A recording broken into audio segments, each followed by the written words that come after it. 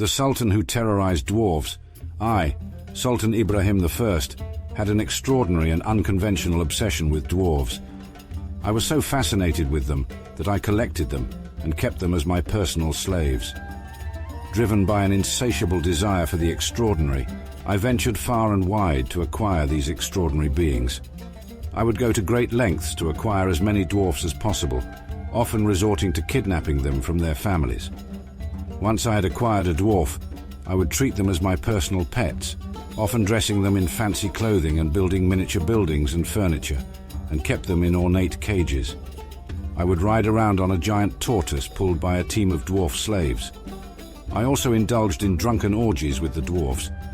It's like if Willy Wonka ran a harem but with less chocolate and more debauchery. If I am displeased with a dwarf, he would be sewn into sacks and thrown into the sea. I once ordered my dwarfs to dress up as soldiers and join me in battle. This proved to be a disastrous decision, as the dwarf soldiers were unable to fight effectively, resulting in a humiliating defeat for the Ottoman army. My reign was characterized by a fusion of splendor and curiosity, an era where the boundaries of imagination knew no limits.